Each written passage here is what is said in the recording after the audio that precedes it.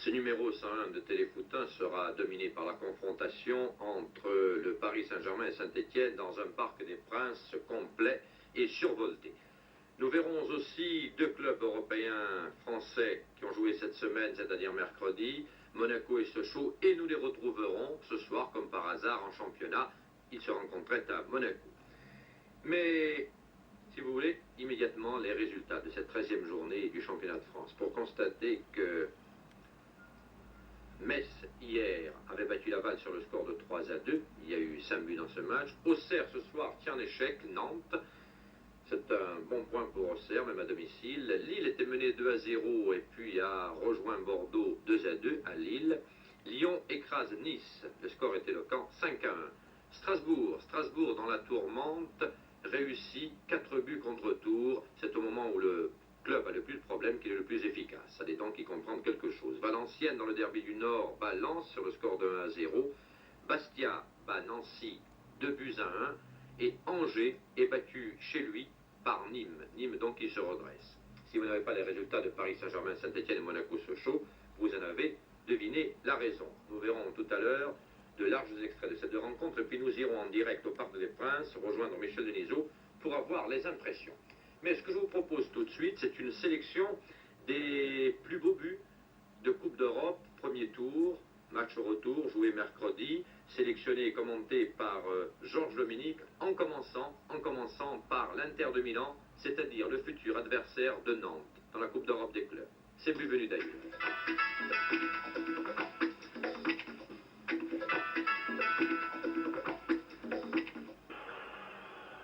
Attention, l'Inter va très vite et Muraro est un sacré sprinter. Une course de 60 mètres et les Milanais ont leur qualification en poche. 1-0 et ils avaient déjà gagné 2-0 à San Siro. Ce coup franc transformé par les Roumains ne changera plus rien à l'affaire.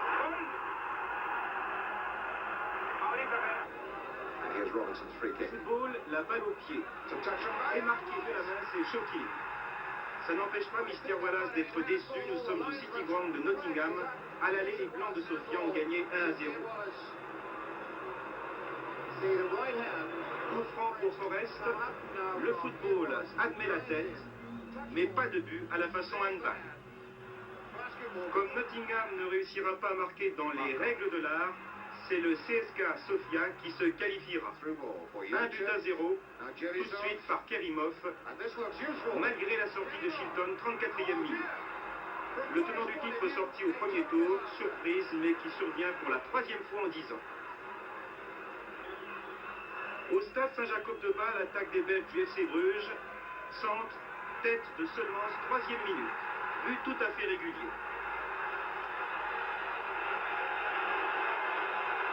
Tête de l'international, le gardien sur le poteau et rebond derrière la ligne du gardien suisse. Les deux équipes sont là à égalité car Bâle avait gagné 1-0 à Bruges. Mais Bâle, ici par Tanner, marque à la 13e minute, un partout. Les Suisses sont à nouveau qualifiés. Il va alors, regardez bien, se produire un incident peu banal. Tout de suite, la faute du gardien belge, ça fait boum entre le gardien et l'arbitre qui sort son carton rouge.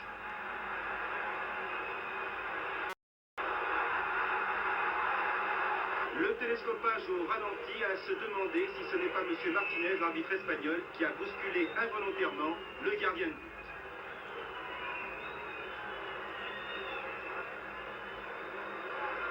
Barthes expulsé à la 17e minute, Bruges joue à 10. Mais il faut attendre ici la deuxième mi-temps et ce pénalty de Stoller pour voir Bâle prendre l'avantage. Et même tout de suite l'accentuer, 3-1 par Von Barbuur. Encore un but millimétré, mais l'arbitre qui avait vu 36 chandelles a retrouvé ici tous ses esprits.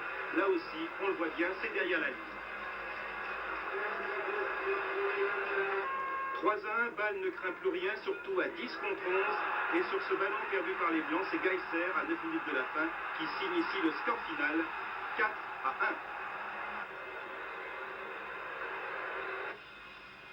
L'Ajax peut dire un grand merci à ses Danois. Arnesen s'écroule un peu facilement et l'Herby ne manque pas de coup de pied de réparation.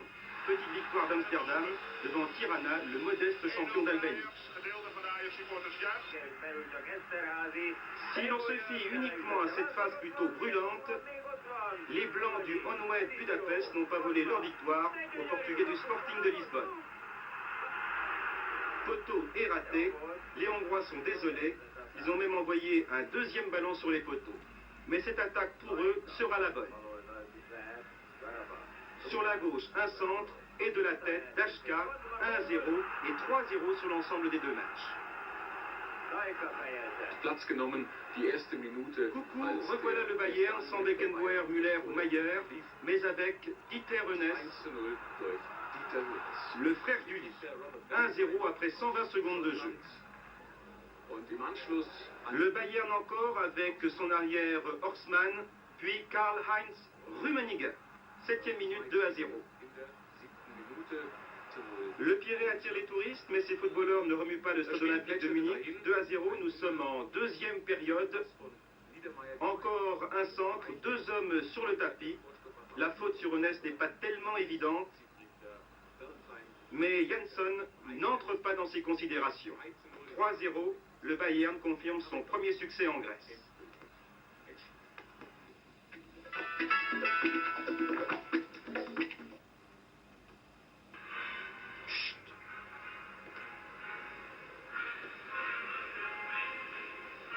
Ne troublons surtout pas les bobbies chargés de surveiller on ne sait qui. West Ham, Castilla à huis clos dans la banlieue de Londres. Coup franc anglais et des 25 mètres, 1-0 pour West Ham. Et ça fait du bruit curieux. Le manager londonien n'a pas de mal à se faire entendre. West Ham marquera encore deux autres buts, mais pardonnez le caméraman sans doute gêné par les spectateurs. Et Castilla réduit ici 3-1. On jouera la prolongation, l'unique prolongation de ce premier tour de Coupe d'Europe.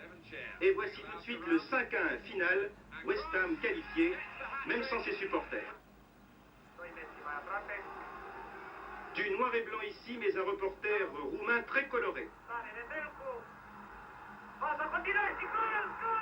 Saluant le 1-0 de Timisoara, but qui raye de la Coupe d'Europe un certain Celtic de Glasgow. Et maintenant, Jena AS Roma, ex-adversaire de Bastia et de Lens. Et premier but des Allemands de l'Est, 26e minute, Krause. Et tout de suite le deuxième, toujours en première mi-temps, signé Lindemann. 2-0, mais les Italiens avaient gagné 3-0 chez eux. Deuxième période, un Romain détourne pour Bilo, 3-0. Les deux équipes sont à égalité. Carl Zeiss Jena est actuellement sûr de son football en tête de son championnat. La RDA est en hausse, 5 qualifiés sur 5. Car Jena, avec tout de suite l'aide du gardien italien, arrachera le 4e but.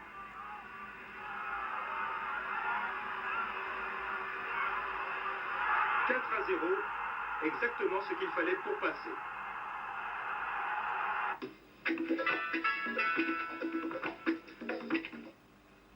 L'autre Allemagne, fidèle à ses habitudes, a réussi également le score parfait. Francfort, avec tout de suite cette belle reprise, Tolzenwein inscrit le 1-0 face aux soviétiques de Donetsk. Les deux équipes sont à égalité sur l'ensemble des deux matchs. Connaissez-vous Cha Bum-Kun, l'un des deux Asiatiques opérant en Bundesliga?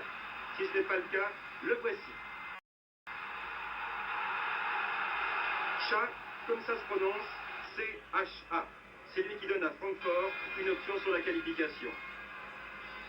Et c'est encore et tout de suite Cha qui sort ses griffes avec un coup de pouce involontaire du gardien soviétique. 3-0.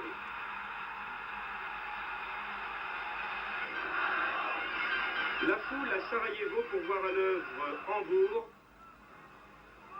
Beau contrôle de la poitrine de Lukic. Koitska voit le ballon filer entre ses jambes. Pas de fumée sans feu, mais c'est l'ancienne équipe de Kigan qui va tout de suite tirer les marrons grâce à qui? À la tête de Rubech. Action remarquable. 1-1, les Allemands sont bien placés car ils ont gagné 4-2 la première manche. Mais leur défense se montre ici hésitante et Pasic, 2 minutes avant la mi-temps, inscrit le 2-1, un des plus beaux buts de cette soirée européenne. Zebec, on sans doute n'est pas content. Attention, 3-1 et Hambourg serait éliminé. Rubech en est conscient. une tête contre laquelle tout le monde est impuissant. 2-2, mais nous assistons à un match poursuite et à la tête allemande succède une tête yougoslave. 3-2 pour Sarajevo. Zebec toujours pas content, comme ses joueurs craignent ses colères. Ils égaliseront avec qui? Avec ce coup du chapeau de Rubech. 3-3 et Hambourg est bon pour le deuxième tour. Les Bruxellois d'Anderlecht contre un autre club de la Bundesliga, Kaiserslautern. Et sur le terrain belge, ce sont les Allemands qui marquent les premiers par Funkel, 20e minute. Ils avaient déjà gagné à l'aller 1-0. Mais Anderlecht est un des grands d'Europe et sur ce corner et de la tête, un partout par le Danois Nielsen. Ce sera le score à la mi-temps. Deuxième période, centre, Nielsen tout seul, 2-1 en faveur d'Anderlecht. Mais malgré ce but de retard, les Allemands restent qualifiés. D'autant que ces Allemands en maillot rouge contre-attaquent ici et de très loin vont égaliser par le Suédois Wendt, de partout. Sur cette phase, y a-t-il penalty ou non? L'arbitre dit oui, les Allemands pas d'accord. Ronny Hellström, le célèbre Suédois, est prêt. Mais Nielsen envoie en pleine lucarne. 3-2, ce ne sera pas suffisant et la RFA qualifie ses 7 engagés. Voilà, nous n'allons pas nous attarder sur les prestations des 4 clubs français, parce qu'en réalité, c'est vrai, autant en ce qui concerne Nantes que Saint-Étienne, vous avez sans doute vu et revu les buts, il n'y avait pour aucun des deux péril dans la demeure. Les deux matchs les plus intéressants, en somme, là où il y avait un danger pour nos représentants, c'était ceux de Monaco en Coupe des Coupes et de Sochaux en UEFA. Nous avions délégué Jean Rénal et Michel Denisot, l'un à Monaco, l'autre à Sochaux, pour suivre avec une équipe de film ces deux matchs, c'est-à-dire pour vous présenter quelque chose d'un peu plus original que la succession de buts habituels. Nous allons voir donc maintenant les clubs français en Coupe d'Europe. Au stade de 8-2, le Parc du Prince, tout avait bien commencé pour Monaco. Un centre d'Aimont, une fin de Trossero, et Jean Petit, le capitaine, marque. Monaco mène par 1-0 après 7 minutes de jeu. Nous voyons l'action du bas grâce à notre caméraman Jean-Jacques Michel. La fin de Trossero et le but marqué par Jean Petit. Monaco 1, Valence 0. Au match aller, Valence avait gagné, vous en souvenez, par 2-0.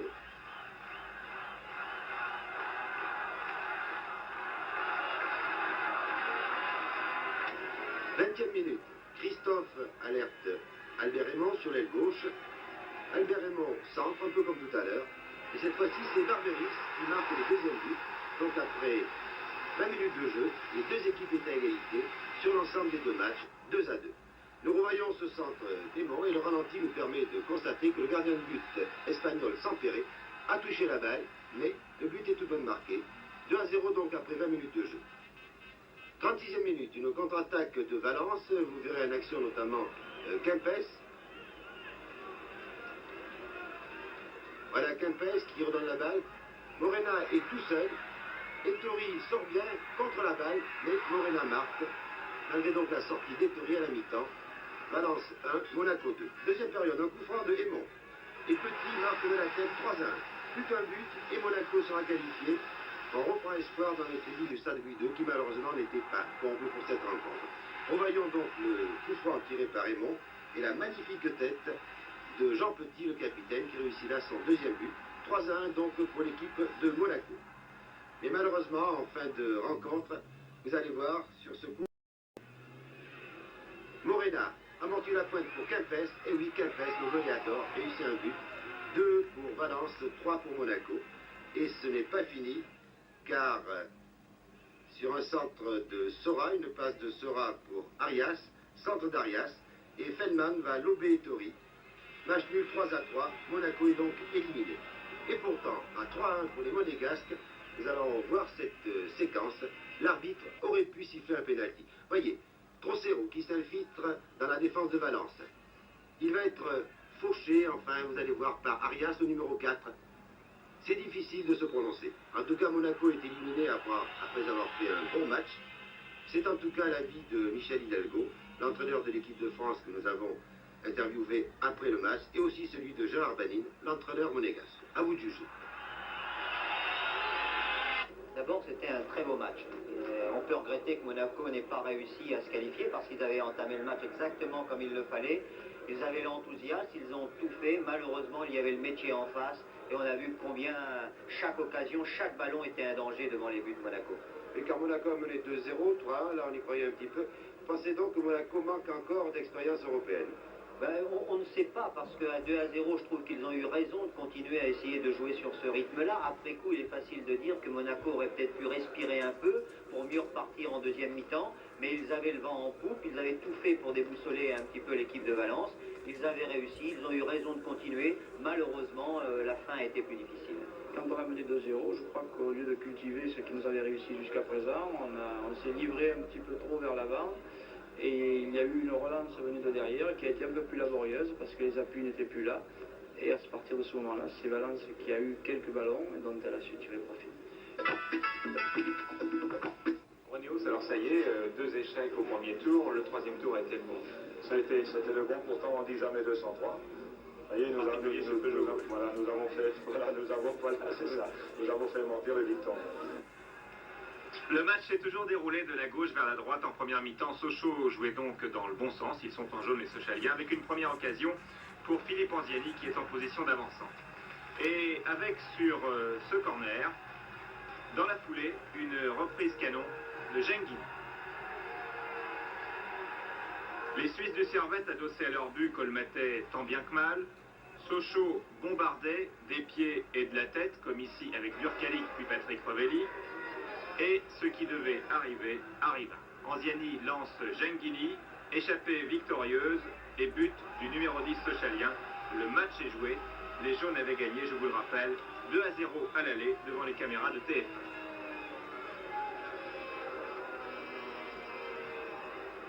Le ballet continue. Patrick Rovelli, Genghini, arrêt de Milani. Puis, tête de Durkalic, tête de Genghini. Et ouf pour les Suisses, c'est la mi-temps. Les Sochaliens oublient leur football et les Suisses retrouvent le leur. Ruti dégage en catastrophe. Dans les buts, Rust est surchargé de travail.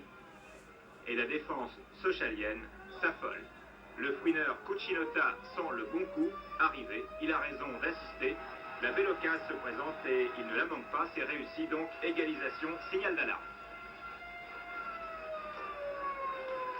Les Suisses doivent marquer 3 fois une fois pour renverser la vapeur. C'est trop.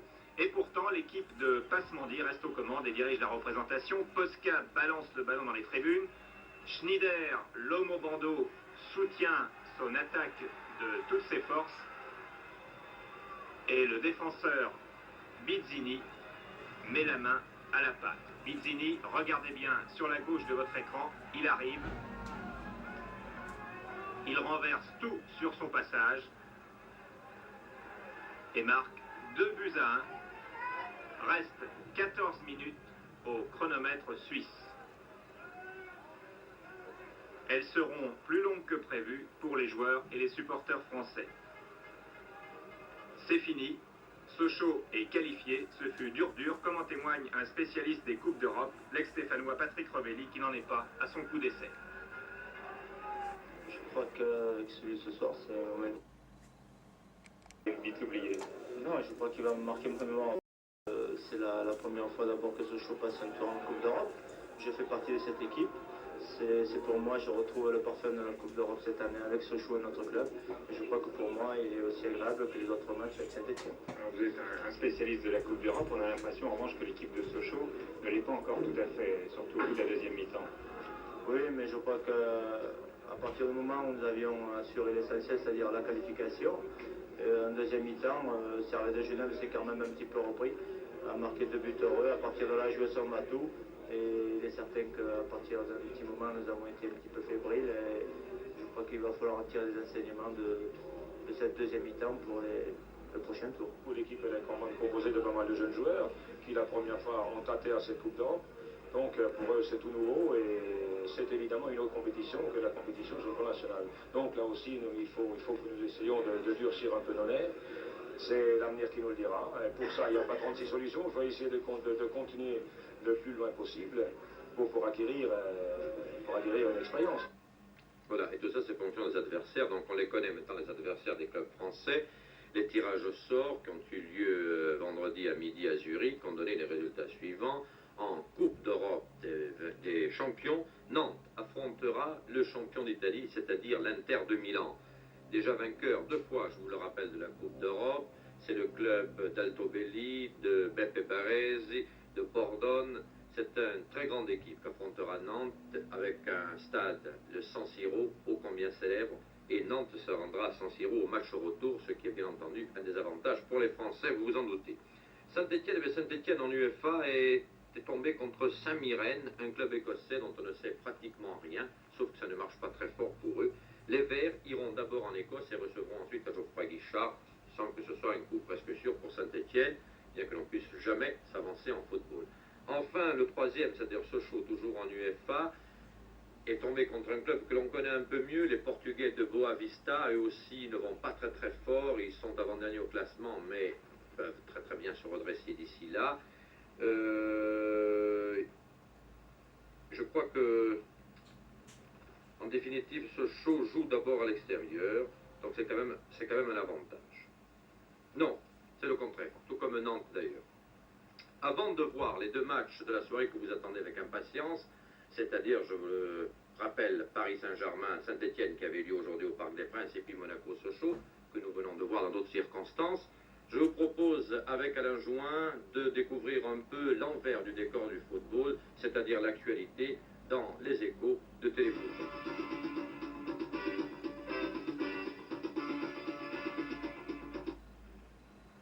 Corbeil-Essonnes, cité des bords de Seine de la région parisienne, pour la première fois de son histoire, a vu son équipe, l'ASCE, accéder à la 2e division. Une présentation que Michel Fulat a réalisée en juin dernier. Si les joueurs de l'AS Corbeil-Essonnes jouent en maillot vert, ils ne se prennent pas pour autant pour Saint-Étienne. L'an dernier, Corbeil sauvait sa place en division 3. Cette saison, il a fallu attendre la dernière rencontre pour savoir qui de Fontainebleau ou Corbeil accéderait en 2e division. Une belle satisfaction pour le capitaine et gardien de but, Guy Enfoué. Depuis 10 ans que je suis là, les roues ont tourné. Division d'honneur, 3e division, 2e division, maintenant les choses vont changer. Ça va plus être du tout le même championnat. Je crois qu'il va falloir qu'on ait encore l'esprit de camaraderie, l'esprit de corps qu'on a eu cette année pour réussir une bonne saison l'année prochaine. Le numéro 9, Bernard Justec, 18 buts en une demi-saison, est le meilleur buteur du groupe centre. Pourtant, malgré ses bons résultats, le championnat avait mal débuté pour Corbeil. Le début de saison a été difficile, puisque au mois de novembre, nous avions 9 points de retard sur la tête du classement, dû à l'arrivée de nouveaux joueurs, d'un nouvel entraîneur, il y avait beaucoup de travail à faire. Et ensuite, avec l'arrivée de Bernard Justec à Noël, un excellent état d'esprit au sein de l'équipe, nous avons pu nous rapprocher de la tête progressivement, et à la fin, c'est une bonne surprise. En numéro 6, Philippe Maudière. En numéro 7, Alain Tardieu. En numéro 8, Alain Borg. Bilan de la saison sur 30 matchs joués, 18 victoires, 6 nuls, 6 défaites, dont une seule depuis le 1er janvier, 4-0 à Saint-Étienne. 3e attaque du groupe avec 48 buts, Corbeil n'a que la 6e défense avec 34 buts encaissés. Mais comment se présente la future saison en 2e division? Nous sommes en contact avec la municipalité qui nous a promis de nous aider. Nous comptons également beaucoup sur les industriels de la région qui eux également ont promis d'apporter au club. Il y a également son monsieur Serge Dassault qui fait partie de notre club et qui est décidé à nous aider pour qu'on puisse s'en tirer l'année prochaine. Il faudra aussi que le public suive. Ils étaient 2500 pour le match décisif contre Auxerre, un peu moins pour ce quart de finale de Coupe de Paris remporté par le Paris Saint-Germain. Il faudra améliorer l'éclairage et probablement se renforcer. L'équipe aura un statut semi-professionnel en 81. L'entraîneur Bernard de Ferez, ex-professionnel de Lille et Troyes, a toute la confiance des dirigeants. On a un groupe de copains qui est heureux de se retrouver ensemble. Et puis, ajouter à cela des individualités, comme Justec évidemment qui marque des buts, un gars comme Born devant qui nous apporte. Et puis, le reste, c'est des gars comme Enfouy, 11 ans de club, des gars comme Mauvière aussi qui apportent un peu de sérieux. Le phénomène football a apporté quelque chose de nouveau à Corbeil. Cette ville ne connaissait pas cette ferveur populaire d'un grand rassemblement dû au football. Ce qui est important, c'est ce qu'on a fait. L'année prochaine pour nous, bon bah c'est pas tellement un but, on jouera en seconde division avec le même enthousiasme, et puis on verra ce qui arrivera. Objectif pour la future saison, le maintien en deuxième division.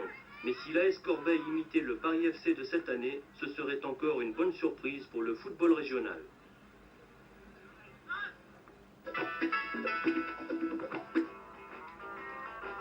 Un nouveau visage dans l'équipe d'Angers, celui d'Eugène Winzerz. Ce Polonais moustachu de 30 ans, ancien international espoir, que le SCO vient d'engager pour 2 ans, opéré auparavant à Sosnowiec, club de première division de Silésie. Ses atouts, son expérience, un style sobre, dépouillé, mais efficace, une frappe puissante et le sens de la relance. Élie Fruchard, l'entraîneur angevin, lui a confié le poste de libéro, resté vacant après le départ, ou plutôt le retour à Nantes, de Bruno Steck.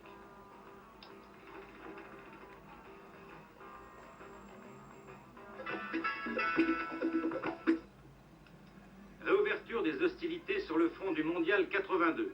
Samedi prochain, 11 octobre, à Limassol, dans la phase éliminatoire du groupe 2, la France va se mesurer à l'équipe de Chypre, en bleu ici contre la Roumanie. On disait le football chypriote à bout de souffle, en raison notamment de son manque de compétition. Pourtant, mercredi, à domicile, l'Hapoel de Nicosie, l'un des 2 grands clubs de l'île, réservoir de l'équipe nationale, a battu le Dynamo de Berlin en Coupe d'Europe. Nos tricolores, eux, n'oublient pas que l'an passé, l'Omania de Nicosie a humilié l'Ajax d'Amsterdam en Coupe d'Europe par 4-0 et qu'en match éliminatoire de ce groupe 2, l'Air, en mars dernier, a vaincu péniblement le 11 de Kostas Stalianos par 3-2. En Coupe du Monde, tout est possible. Aussi, les Français se méfieront-ils de joueurs comme Panzarias, Mavroudis et surtout de l'attaquant d'Omania, Sotiris Kayafas, meilleur buteur d'Europe en 76, que vous allez voir ici à l'œuvre. Me voilà. Michel Hidalgo, pour sa part, ne sous-estime pas l'adversaire. Il va aligner une équipe classique, mais sûre. Nous allons voir d'ailleurs la liste des 16 retenus.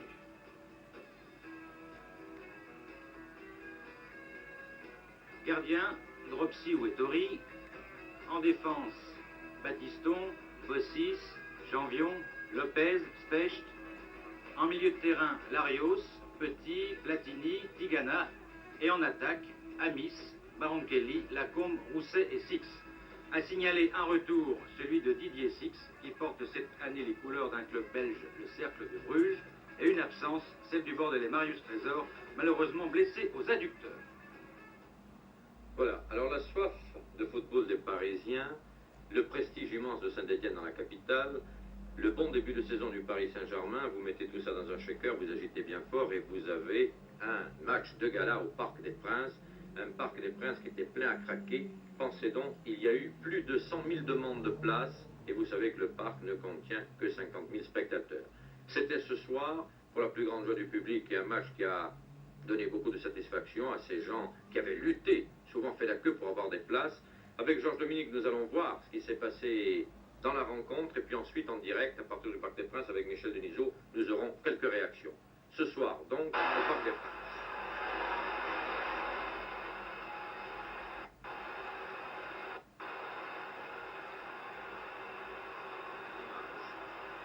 En insistant. Voilà, ça ne paraît pas être le cas. Effectivement, nous ne sommes pas à la radio.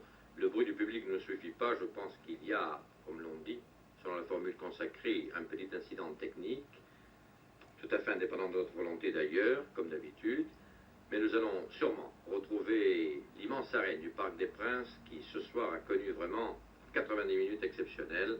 Il n'y avait plus un seul strapontin de libre. Georges Dominique, lui, est au bord de la touche avec son micro. Et je pense que nous allons retrouver et l'image et le son. Voilà, bonsoir, ils sont venus, ils sont tous là, les blancs pour asseoir le Paris Saint-Germain et les verts à Paris, au Parc des Princes, c'est toujours l'événement. Le PSG, je vous l'ai dit, pour un soir en blanc et sans son stratège, son milieu de terrain, Mustapha Daleb. Les deux équipes vont mettre pas mal de minutes à trouver leur marque et ce sont les Parisiens qui débuteront un peu mieux ici avec notamment ce tir, mais sans grand danger pour celui qui a succédé à Ivan Kurkovic, pour Jean Castaneda.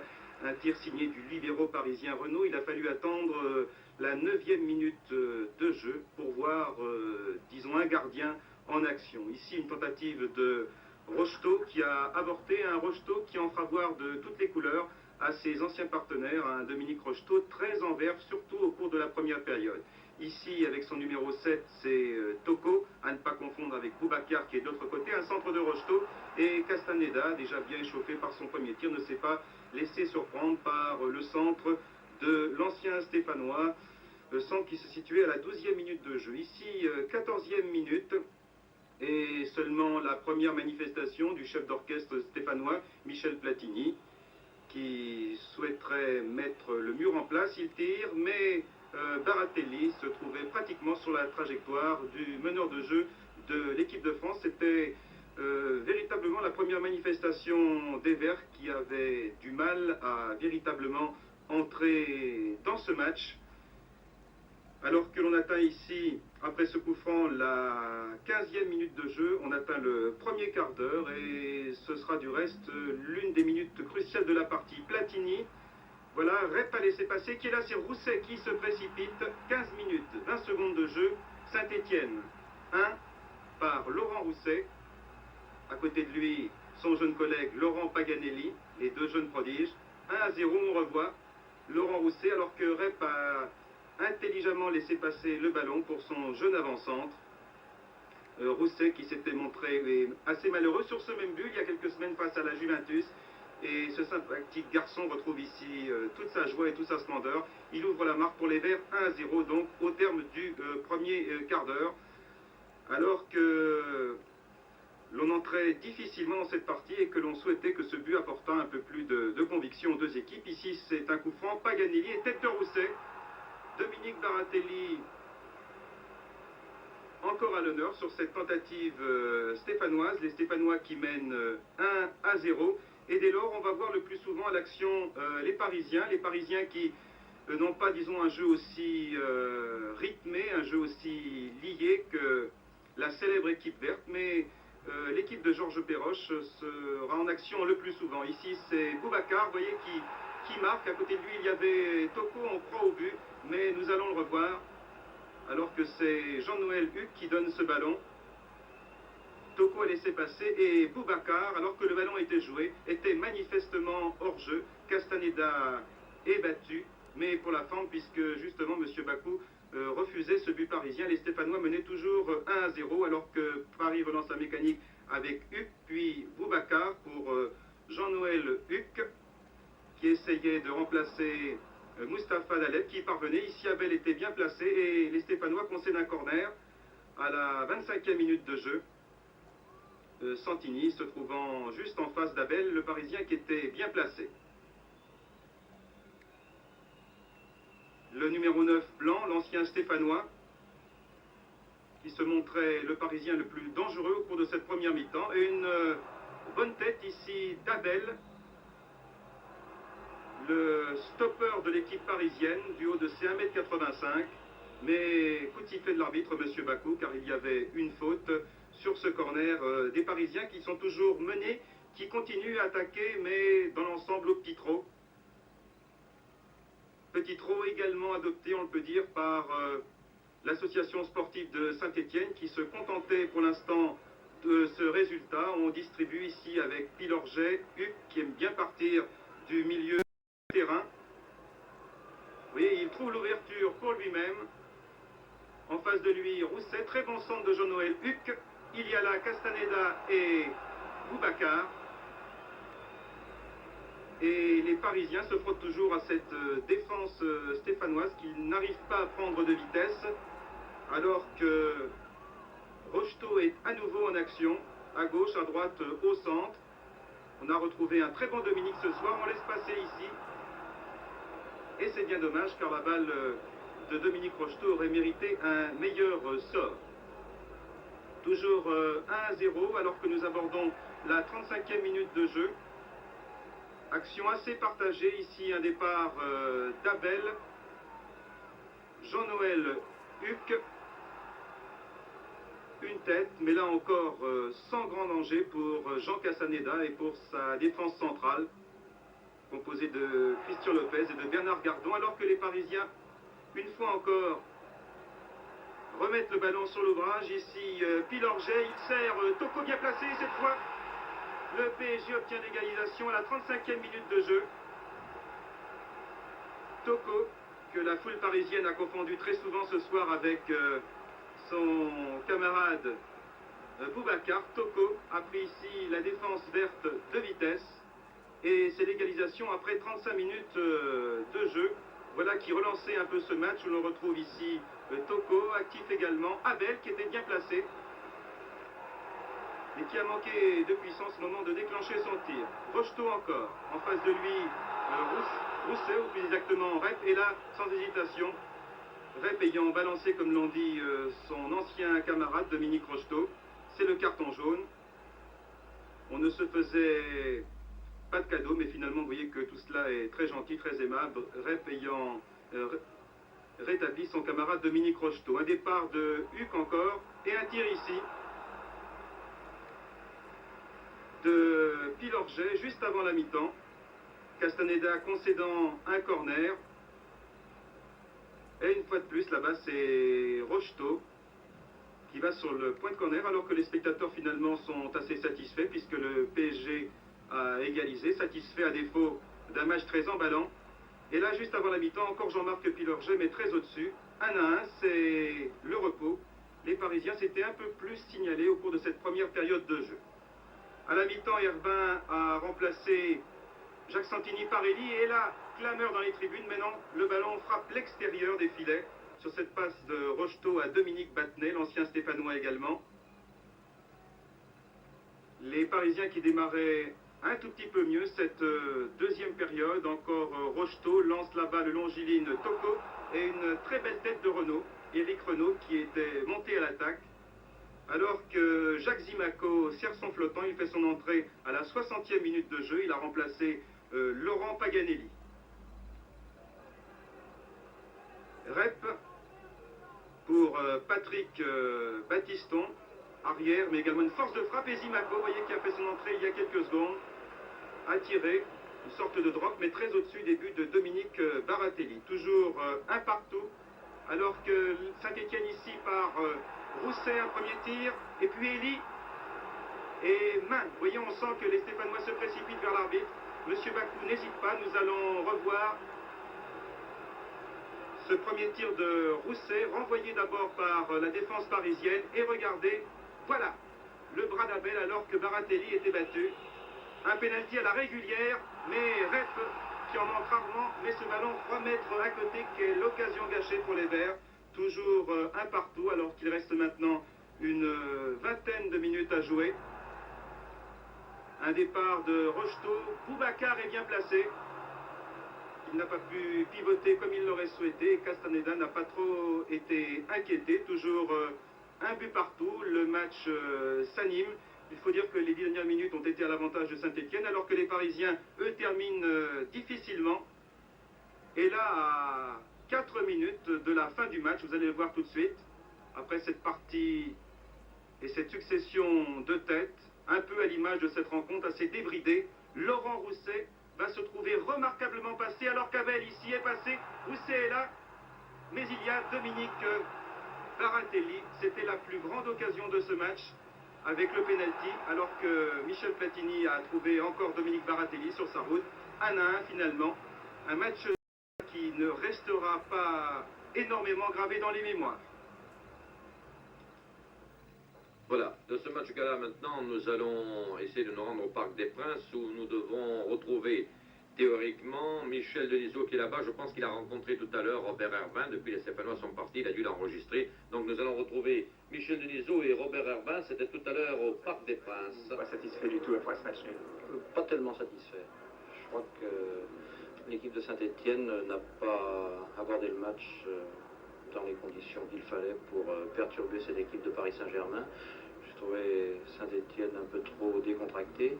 Et cette décontraction s'est traduite ensuite, après l'égalisation de Paris Saint-Germain, par certaines inquiétudes. Et il nous a été difficile de rentrer dans le match, de revenir dans le match, sauf peut-être dans les 10-15 dernières minutes.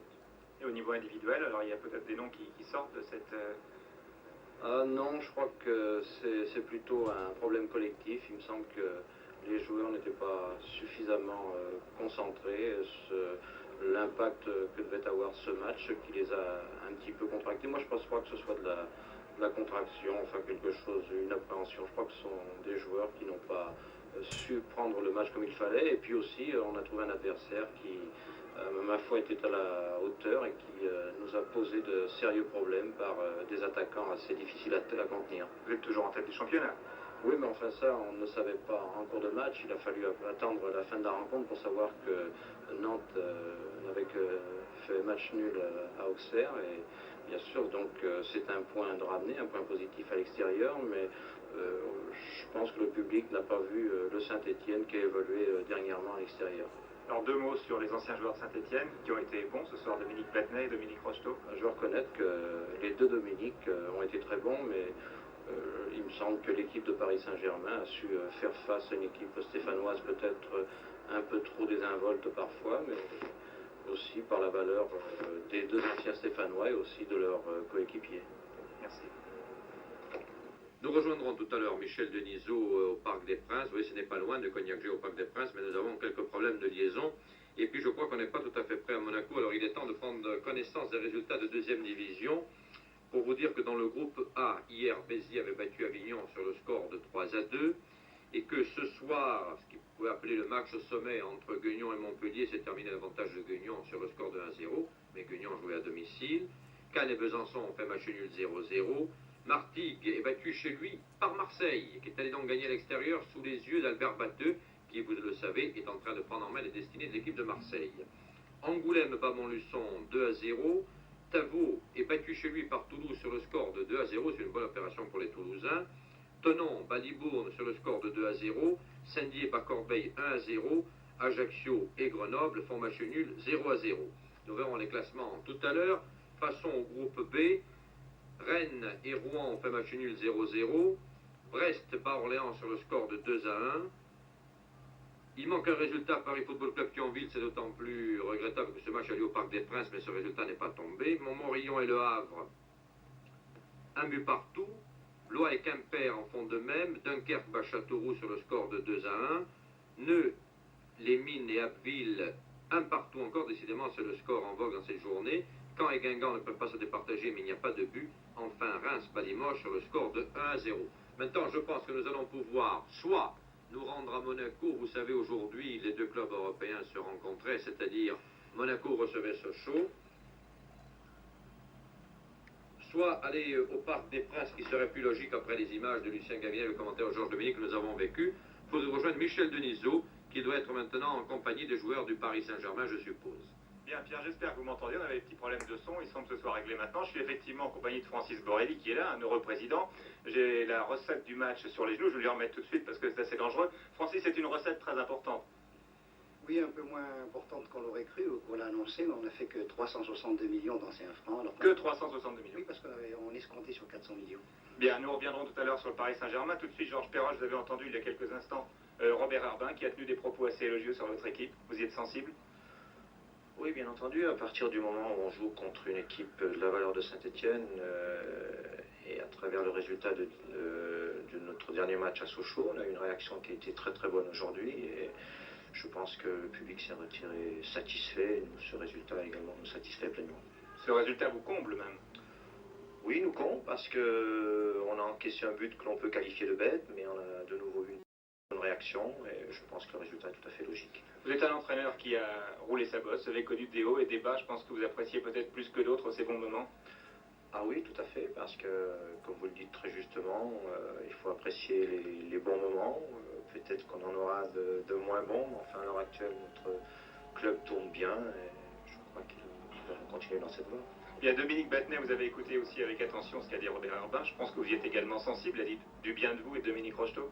Oui, ce qu'a dit Robert Herbin m'a fait plaisir et je pense que ça a fait plaisir à Dominique Rocheteau parce que des compliments qui viennent de lui, ça fait toujours agréablement plaisir. Alors vous avez une grande expérience, vous pouvez dire maintenant aujourd'hui que Paris Saint-Germain fait partie des grandes équipes du championnat? Non, parce que si Paris Saint-Germain faisait partie des grandes équipes du championnat, elle aurait battu Saint-Étienne ce soir parce que nous jouons quand même à domicile. Et on peut dire que nous avons perdu un point sur les Verts et sur Nantes parce qu'on aurait dû prendre 2 points si nous voulions rester dans la course. Donc peut-être pas au titre, mais enfin aux 3 ou 4 premières places. Si je ne me trompe, Paris Saint-Germain n'a jamais été aussi bien tout de même. Oui, Paris Saint-Germain a fait un très bon début et puis toute l'équipe s'accroche, toute l'équipe joue collectivement, essaye de faire le meilleur résultat possible. On ne compte plus sur 3 ou 4 individualités qui par le passé auraient pu faire la différence. Maintenant, tout le monde essaye de jouer, tout le monde joue à son poste et tout le monde essaye de jouer pour l'équipe et pour faire le meilleur résultat possible. Il y a toujours une petite parcelle de sentiment à l'égard de Saint-Etienne en ce qui vous concerne avant ce match? Non, il est certain que j'ai beaucoup de liens avec Saint-Etienne parce qu'il y a des joueurs avec qui j'ai joué et puis on n'oublie pas une équipe comme Saint-Etienne et une période comme la nôtre qui a couru pendant 4 ou 5 ans. Mais ce qui est important, c'est que nous avons joué devant près de 50 000 personnes et ça fait toujours plaisir. Et je pense que les spectateurs ont apprécié le spectacle, qui ne va pas sans les spectateurs et sans les joueurs. Oui, et le public du parc était souvent pour les Verts et ce soir il était, disons, 50-50 au début et à la fin on a entendu encourager Paris. Oui, il était plus neutre que par le passé et ça a fait plaisir, je pense, à pas mal de joueurs parisiens. Francis Borelli, on a souvent parlé du Paris Saint-Germain dans d'autres rubriques que celle du football. Maintenant, vous faites la une de la rubrique du football. Je pense que c'est un bon soulagement. Oui, il est vrai qu'il y a quelques temps encore, on n'aurait pas parié un copec sur le Paris Saint-Germain et j'en tire avec tous ceux qui m'aident une légitime fierté. Mais enfin, restons modestes, tout simplement, on s'était fixé la mission aidante d'avoir des résultats. Comme le disait tout à l'heure notre capitaine, nous sommes en voie de devenir une grande équipe, nous ne le sommes pas encore tout à fait, mais enfin, si je partage qu'à moitié le sentiment qu'il vient de dire, je me contente d'une 5e place au classement général actuellement et notre progression, le tableau de marche est tout à fait satisfaisant. Alors l'ambition du président cette année, c'est quelle place?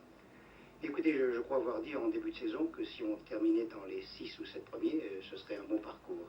Si nous accrochions par hasard, grâce à notre valeur, grâce à ce que fait M. Perroche et ce que donne comme résultat l'équipe, bien sûr, on n'exigerait pas cette possibilité et nous jouons à fond cette Coupe européenne.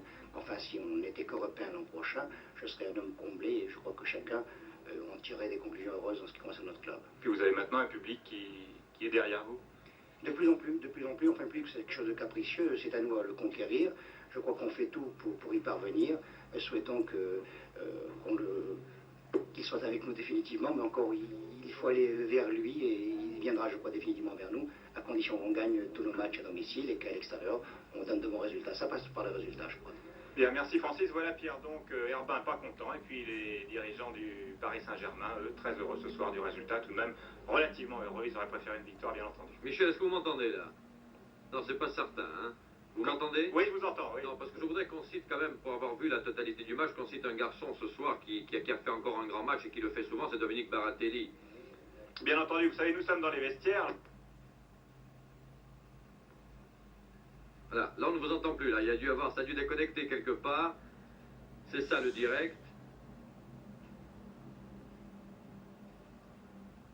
Non, je crois qu'il y a une coupure de son. En tout cas, moi j'ai une coupure de son sur le plateau. Je pense que ça doit être pareil pour les téléspectateurs.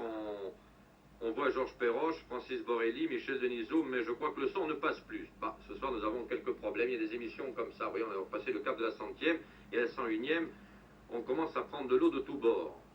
Voilà, nous allons voir si Monaco est prêt. Je pense qu'il doit être prêt en quittant un peu tristement le Parc des Princes. J'aurais voulu que l'on s'étende un peu sur la partie qu'a fait ce soir Dominique Baratelli, qui est sûrement un des très grands gardiens français. Il a tout maintenant, il a l'expérience en plus et il a sauvé son club à 2 ou 3 reprises de façon fort spectaculaire et fort judicieuse. Il fallait lui rendre hommage parce que souvent, c'est vrai, on oublie un peu les gardiens de but. Et puis je vous ai dit qu'un jour on consacrerait toute une séquence aux gardiens de but. Nous sommes en train de... Et je pense que nous allons faire plaisir à tous ceux qui ont joué à ce poste ou qui aiment voir évoluer des joueurs à ce poste, ce qui est mon cas d'ailleurs. Alors maintenant, je vous le disais tout à l'heure, Monaco qui est éliminé de la Coupe des Coupes, Sochaux, lui qui est qualifié dans l'UEFA, mais qui ont joué tous deux mercredi, se rencontraient ce soir au Stade Louis II. En réalité, quand ces deux équipes sont face à face, c'est théoriquement une promesse de bon football parce que ce sont de belles écoles de football. Nous avons délégué sur place Jean Pradinas avec des caméras, bien entendu. Il vaut mieux en télévision. Didier Roustan, lui, tient le micro. Il est là-bas à Monaco. Je pense que tout est prêt. Je pense que nous allons découvrir le stade de la Principauté et vivre en une dizaine de minutes ce qui s'est passé dans cette rencontre. Si tout va bien, il n'y a qu'à le souhaiter. Voilà. Voilà donc le stade de la Principauté avec les deux capitaines, Abdel Djaoui à gauche et Jean Petit. 3-2 pour Sochaux. Et bien Renéo serait sans doute signé pour un tel résultat, mais là c'est une petite finesse de notre réalisateur Jean Pradinas. 3-2, c'était en effet le résultat du lever de rideau. On se retrouve après seulement 1 minute de jeu et l'un des premiers coups francs de cette partie tiré par Jean Petit. Albert Raymond aux prises avec Bezaz, un centre-tir dont il a le secret qui aurait bien pu finalement tromper Albert Rust que l'on retrouve quelques minutes plus tard, à la 6e minute, pour être précis. Barberis ici, qui n'a pas pu reprendre ce ballon de la tête, il a pu le récupérer néanmoins, a donné à Christophe, Jean Petit maintenant.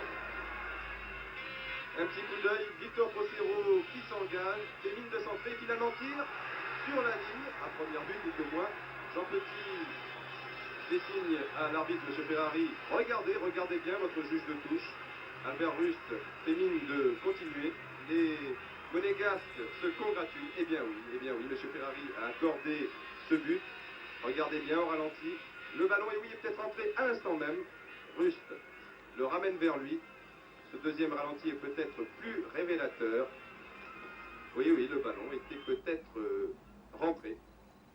Bien délicat en tout cas de prendre position. Toujours est-il que l'AS Monaco mène 1-0 après seulement 7 minutes de jeu. Bezaz pour son capitaine Djadaoui.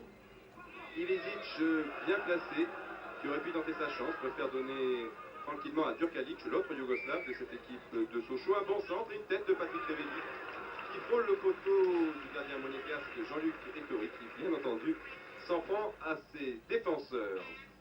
Djadaoui. Sochaux n'a guère été marqué moralement par ce but en début de partie. Toujours les joueurs de Renéos à l'attaque avec Patrick Révelli. Et ici un petit exploit technique signé Bernard Gingini. Et voilà un tir. Mais c'est le petit filet. Match très ouvert entre deux équipes. Très proche l'une de l'autre. Pour l'instant c'est Sochaux qui fait le jeu avec Posca. Ivesic. Duel Bezaz, centre de Bezaz et une superbe reprise de volée de Patrick Révelli. Et oui. Généralement les poteaux sont avec Jean-Luc Ettori, mais là pour une fois vous allez le constater sur le ralenti qui va suivre. Le voilà, ce ralenti, le voici. Tout d'abord cette reprise de Patrick Révelli, très pure. Et regardez, tout d'abord le poteau, et puis Jean-Luc Ettori. Un but partout. Ce qui semble d'ailleurs assez logique. Ce but a été inscrit à la 33e minute de la rencontre. Monaco se reprend bien avec son Suisse, Umberto Barberis, qui déborde ici Bonnevé. Un centre, petit, alors que Couriol semblait mieux placé. Sochaux peut se dégager. Vous voyez donc beaucoup d'attaques de part et d'autre. Là, à l'instant, une attaque de Monaco. Et puis maintenant, une contre-attaque rondement menée avec Bernard Gingini et Patrick Révelli. Et là, le petit de l'arbitre, Patrick Révelli, il a été signalé hors jeu la deuxième fois. Nous sommes en fin de première mi-temps. Le jeune Puel, ici, alerte Alain Couriol. Très bien fait, là, ce grand pont d'Alain Couriol au dépens de Bezaz. La tête de Djadaoui et puis celle de Jean Petit en point but. Non, un réflexe extraordinaire d'Albert Rust, qui était pourtant parti à droite dans un premier temps. Là aussi, le ralenti s'impose. D'une part, pour revoir ce grand pont de l'ailier droit monégasque Alain Couriol. Cette tête de Djadaoui. Et puis Jean Petit, qui a marqué 2 buts mercredi dernier contre Valence. Le deuxième d'ailleurs de la tête. Mais là, Rust, un très bon réflexe à la mi-temps. Un but partout, mais Monaco a très largement dominé son adversaire en fin de première période. Ce sera également le cas dans le début de la deuxième période. Ici, une tête de Didier Christophe, Barberis devancé par Bonnevé, retourné acrobatique et finalement Christophe, c'est la transversale. La transversale qui sauve Albert Rust. Et remarquablement joué de la part de Didier Christophe. Et Sochaux passe un quart d'heure bien difficile. Zorzeto contré ici Ivezic relance l'équipe de Sochaux, Gingini plus exactement, Durkalic. On retrouve le meneur de jeu sochalien Gingini et Ivezic qui est parti dans le trou. Et oui, et là encore il s'en faut de quelques centimètres. Attention donc aux contre-attaques sochaliennes, mais c'est Albert Rust ici sur vos images qui est le plus souvent inquiété tout de même dans cette deuxième période. On va le constater sur cette action à la 59e minute. Barberis qui lance dans le trou Albert Raymond, regardez. C'est superbe, mais c'est encore le poteau, décidément, les poteaux étaient sochaliens ce soir au stade Louis II. Toujours une très nette domination de l'équipe locale. Et un coup franc ici accordé à Monaco, Albert Raymond, le spécialiste. Il avait trouvé la tête de Jean Petit un petit peu dans la même situation lors du match contre Valence mercredi dernier, enfin un peu plus décalé sur la gauche. Et là il va encore trouver la tête d'un partenaire, mais c'est celle de Didier Christophe, le Russe qui ne peut rien faire. Superbe tête que nous allons revoir. Et un but tout à fait mérité. 61e minute donc. Coup franc Albert Raymond, tête Didier Christophe, Monaco 2, Sochaux 1. Le score aurait pu être plus net, mais Sochaux aurait même pu égaliser dans les dernières minutes.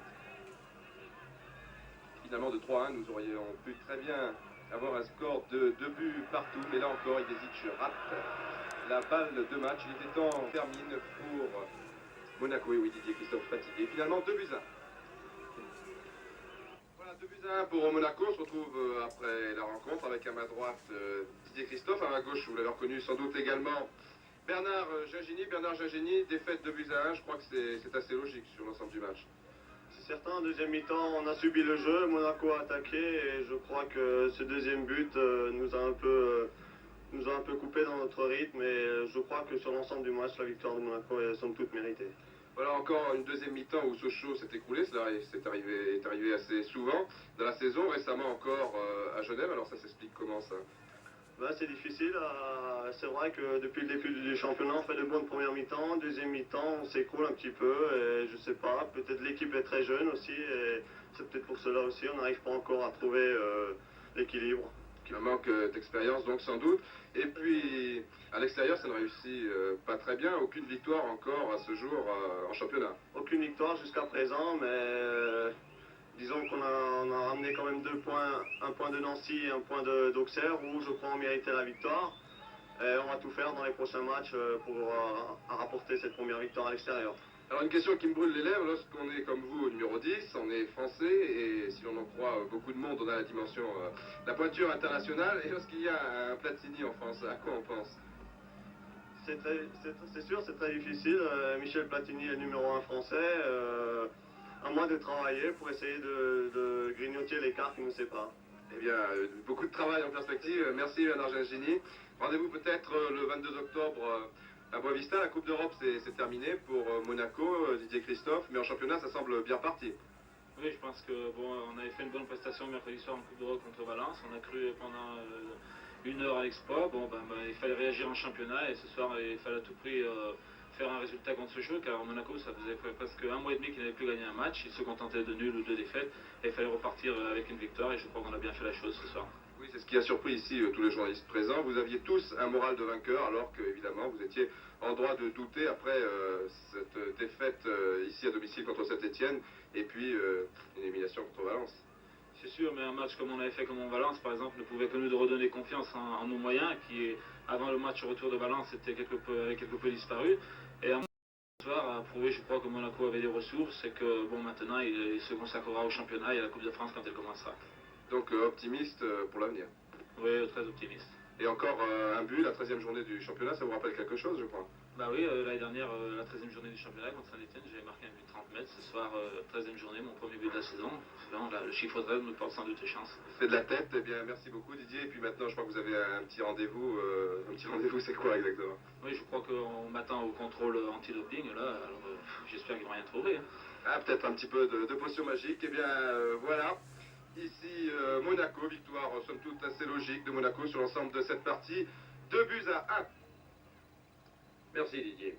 Avant de nous quitter, je vous propose pour vous tous qui étaient sur les stades ce soir et qui prenaient cette émission en cours, donc vous ne connaissez pas tous les résultats de la journée, de les revoir très rapidement, il faut s'incruster. Pendant ce temps-là, je vous dirai qu'en deuxième division, le Paris Football Club a été battu à domicile par Thionville sur le score de 1-0. C'était le seul résultat qui nous manquait, et pour cause, puisqu'il jouait à Paris. Pensez donc, de Paris à Paris, la transmission était sûrement difficile. Je vous donne le classement pendant que vous découvrez ces résultats. Saint-Étienne est premier avec 20 points, Nantes est deuxième avec 20 points, différence simplement de goal average.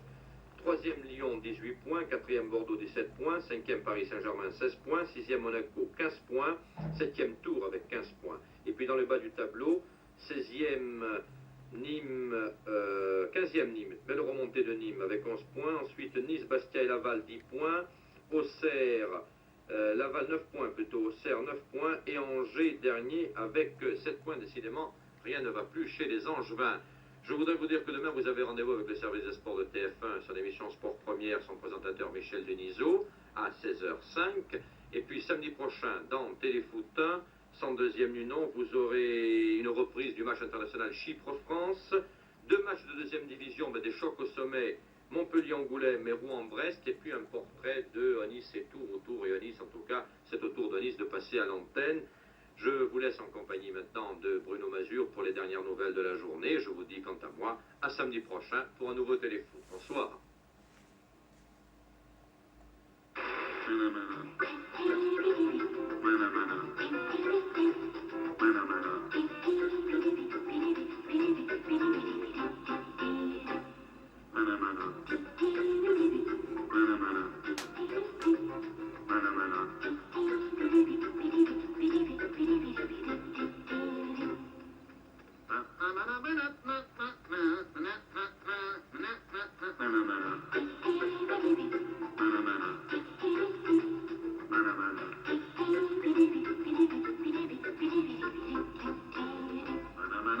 na.